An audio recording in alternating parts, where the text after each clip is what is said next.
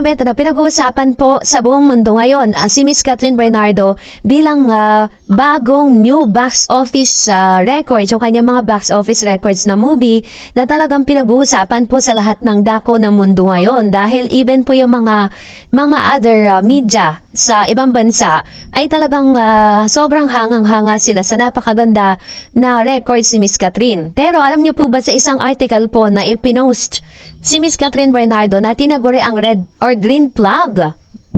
Mukhang very confident daw di umano si Kathryn Bernardo sa kanyang personality at values dahil sa isang recent interview. Inamin niya na ang tingin sa kanyang sarili ay isang green flag. Sa isang lie detector test challenge nang recreate sa YouTube kasama ni Kathryn ang kanyang on-screen partner na si Alden Richards, natanong siya kung tingin niya ba sa sarili niya ay isang green flag o yung tipo ng tao na puno ng positive traits and action na walang kabog-abog. Ang sinagot ni Kathryn ay yes. Kahit naman po tayong tanungin, talaga namang green flag siya. Pero heto na plot twist na kuryente sikat. Ibig sabihin, ayon sa lie detector test, baka raw hindi siya nagsasabi ng totoo. Pero wag mag-alala agad. Agad namang dumepensa si Alden. Anya, based on how I know Kat right now, it's not really about how you are as a person in terms of bad side. It's how you make the good in you resonate to other people. That's how she is to me and to everyone. O diba? Nung lumabas po yung lie detector test parang naglalay si Kathryn, agad-agad pong pinagtanggol ni Alden. Napaawa mga fanay. Sobrang cute ng palitan nilang dalawa. Kaya naman todo kinig ang viewers. So pareho ding challenge, natanong din si Kathryn kung naniniwala ba siya sa second chances. Matapos mag-isip, ang sagot niya, hirap naman, no na lang. Pero ayon naman, hindi agree ang lie detector test at nakuryente ulit si Kat. Sinabi niya na mahirap daw ibalik ang tiwala kapag nasira. In general, di ba syempre we all deserve second chances, pero depende talaga sa nagawa mo. Gaano mo nasaktan yung tao at kung magbabago ka ba. Dagdag pa niya, hindi umano lahat ay deserve magkaroon ng second chance. Nakakatuwa na makita si Kathryn at Alden na very open sa ganitong usapan. Kaya naman doble ang kilig ng mga fanay, lalo na't patok na patok sa takilya ang kanilang pelikulang Hello Love Again. So talaga namang bongga, talaga ang Kathryn, walang kaduda-duda. So, and talagang masasabi natin na itong mga malalalim na usapan na to, pinag-usapan talaga nila to. And then kapag may mga lumalabas sa mga pangit or mga lie, no, talagang todo tanggol sila sa isa't isa. Pero mas ang nakakatuwa, naglabas na rin po si Mami Min ng ilan sa mga development doon po sa isang kung saan ginaya po or parang nahingi ng permiso si Mami Min na to ask for doon sa contractor na gumagawa po para mas maging maganda kasi yung bahay po ng Casa Bernardo, kasi this is gonna be the first time na sila po ay magdidiwang ng Pasko dito po sa kanilang mansion sa Casa Bernardo.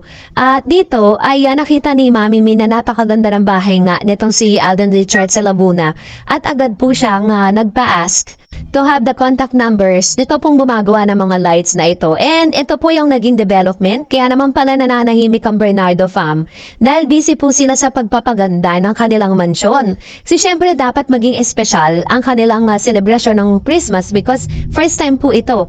At may mga ugong po at may mga bali-balita na parang si Alden Richards ay magpapasko dito po sa bahay mismo ng mga Bernardo fam. So pag nangyari yan at naganap, wow, talagang ito na talaga, that is really the confirmation of everything at lahat ng mga dudangers ay magtabo na. Kasi isa yan sa mga inaabangan natin. Tapos kasabay nito ay sinasabi nga na magkakaroon nga ng meeting together ay parang magsasama ang Bernardo fam at ang Fulkerson fam dito po sa mansyon kasi nga parang in-invite di umano ni Mami Min ito pong mga Fulkerson family na talagang masamahan sila dito this coming Christmas. Yun po ay ano lang yan po speculation pa lang pero wala pang confirmation.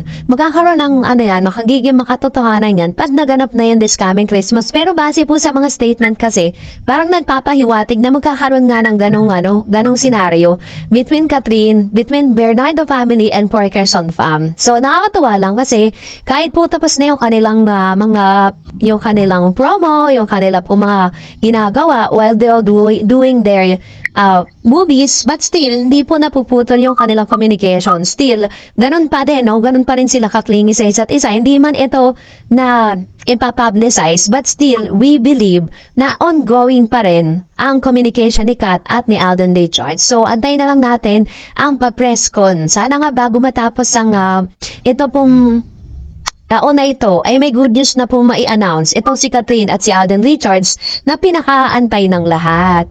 And for that, mag-react tayo sa mga komento reaction po ninyo patungkol naman sa ating latest updates. This is a mix po no, from YouTube and Facebook page. So mamili tayo doon at magre-react tayo sa inyong mga komento. Let's start off to Sean Aniledak. Dalaga naman bawat kibot ng Katden may CCTV. Pag-amin na lang ang kulang. Attorney at Soy T. Ayan, sabi ni Ma'am Shikora, Katden forever pa rin, ano? Dahil totoo yan sa lahat po ng mga ginagawa nila para may mga human CCTV na nakakakita sa kanila na kahit hindi nila sadyain, talagang makikita at makikita kasi nga mga sikat kasi sila. Sabi ni Haj, ano pala ilong ang napapansin kay Alden, ang ilong ni Daniel tangos lang. Tangos lang pala ng ilong. Ang daming matatangos dyan. Anong magawa ng ilong kung pulpul ang utak? Pulpul din ang utak nitong bashers nyo, we. Tama na ang bash ng bash. Pinapagod lang nyo. Wala kayong makukuha dyan kahit piso, parang sabi niya. Sabi ni Ma'am si Telma, pero mas maganda kung bagong teleserye. Nakakasawa naman ang Marimar. Kasi marami po kasi mga netizen na gusto nila i-remake yung Marimar kasi tama po yung sinabi ni Ma'am si Telma. Iba naman, diba? Original na lang kasi mga magagaling na actors and actresses para at least may bago silang karakter na pinoportray. Hindi yung parang kinopya lang. Hindi yung ni-remake lang. Hindi yung ni-remake na lang napakaraming mga tao na para industriya. Sabi ni Miss Mary Shane, kahit tapwa nila artista, sobrang puri si Alden, no? Sobrang bango. Hindi ka mukha ng idol nila, walang pumupuri ni isang artistang sabi pa nga nila, tall, ducks, and handsome.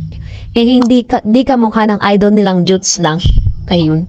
So, ito naman yung kanyang opinion patungkol dito. Kasi nga parang sobrang below the belt na rin kasi kung paano po talagang i-drag, no, masyadong dinadown yung pangalan ni Alden Richards dahil nga ayaw nila kay Alden. Bashers kasi yung mga yun. Sabi po ni Ma'am Shitelma, di lang pahinga ang deserve ng Katden, maging malaking bonus. Top, tama naman, sabi ni Ma'am Shitelma. Pero mas maganda kung bagong teleserye, nakakasawa naman yung Marimar. Yan, tama naman si Ma'am Shino na parang hindi lang nila deserve yung talagang total rest. Yung talagang pahinga as in wala silang iniisip. Parang deserve din talaga nila yung bonus dahil sa sobrang laki ng kinita ng kanilang movie. And I believe na meron yan. Imposible pong wala. Kasi parang talagang historical po kasi yan. At syempre, masaya din ang angkat din, si Kat at si Alden dahil talagang payaman sila ng payaman. Sabi ni Miss Mary, kahit kapwa nila artista, sobrang puri si Alden, sobrang bango.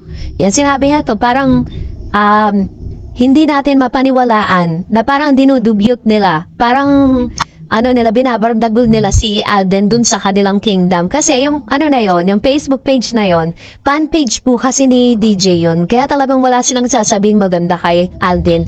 And that's it for today. For more videos and updates, please don't forget to like and subscribe. And please don't forget to follow my Facebook page, Dar Eds TV. God bless everyone!